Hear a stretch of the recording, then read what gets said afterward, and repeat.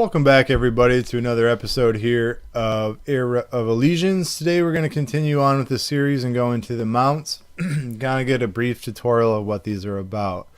As I open up the screen, you have some tabs up here. Simply, this one will go ahead and tell you what your next level through the equipment bonus perks are, which we'll get in the equipment in a second.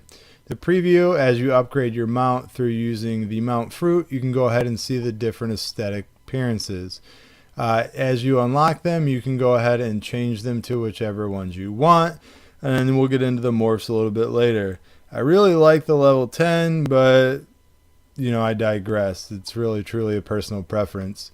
Your mount bag, they used to have all your inventory for mounts in your actual inventory. Same thing with your cards, and we'll get into that in a minute. And they finally segregated them to their own inventory so it didn't take up your space. But just like any other piece of equipment, 3 pieces can be upgraded to the next level, and then you can wear them to increase your overall BR attack and other items. So as you can see here, this is, the helmet for the mount, and as you upgrade it, it can increase here for your BR for you.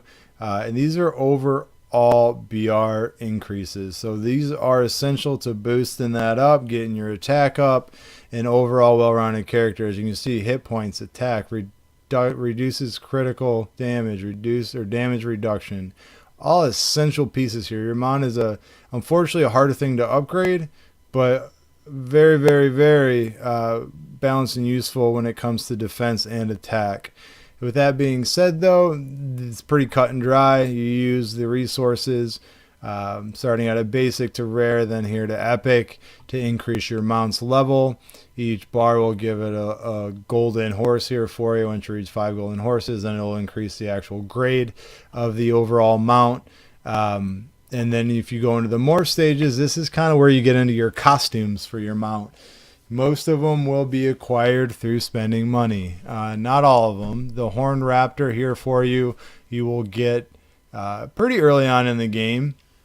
And for instance, let's just see. If I hit view details, it says I get 2,800 hit points and attack goes 140. And if I click on this one and go to details, it has less attack and but more hit points, right? 2,400, no, 2,800. So believe it or not, this one is about, I don't remember, $17, $18 to buy in the diamond store, but it has weaker attributes.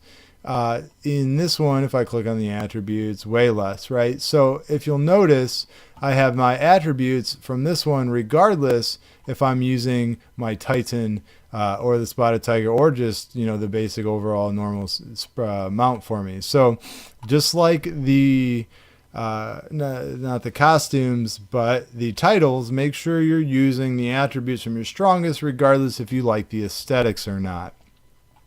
Some of these down here are going to be the ones where I was speaking of in the prior video where you'd have to spend hundreds of dollars to get.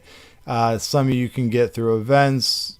I don't think I've seen one acquirable for less than $100, but with that being said, I shouldn't say that. The Hell Bronco I have seen for less than that. Dark Flame is about 150 if you played it right in a prior contest. Otherwise, it was 300 to just get for sure. Regardless, we'll get into optimizing contests as they come out. Throughout the weeks here, I'll kind of hop into the beginning of them and give you my rundown of them and strategy in case you do want to spend some capital and get some of the pieces there for your characters. Overall, same concept though. Click on it, make sure you're getting the most bang for your buck with your attributes. The shield here is relatively new. I think it's been out for a couple weeks now, so it's one of those that we haven't really talked a lot about. You can read the overall details here for you, see what it does as far as your attributes, but pretty much a hit points and defense kind of booster. You will get these shards, I call them shards, I'm sure they have a different name, crystals, from bosses throughout the day, whether it's I don't think you get them dark runes, but whether it's just boss hunts, personal boss hunts, sacred realm boss hunts, you'll gather quite a few of these a day, 10, 15, depending on how many bosses you fight. I save them with my resources just as anything else to use them in case they do add them to the resource events that they have every month and a half.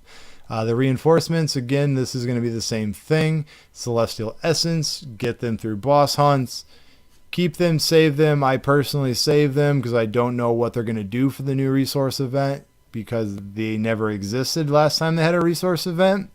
So keep that in mind. But I did use them. I did upgrade this one, so I used 50 of the essences, and I used about 112 of these to jump this up, and it did significantly raise my BR. So definitely valuable resources.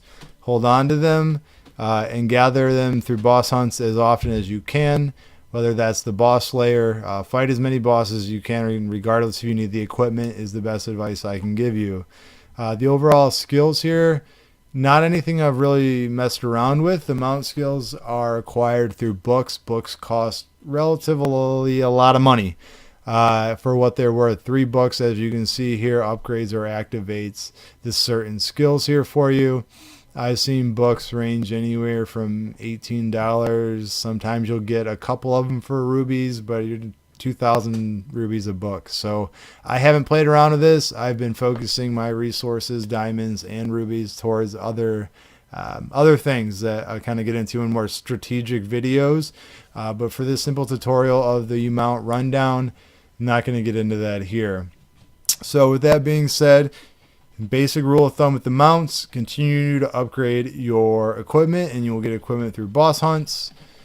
Here, same thing. Your costumes, just make sure your attributes on your strongest, and your parents can be any one of them.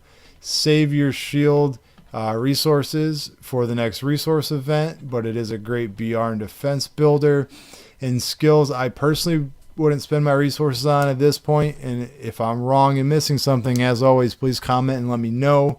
But it's just not worth the bang for your buck for me. With that being said, thank you for watching, and I'll see you in the next video.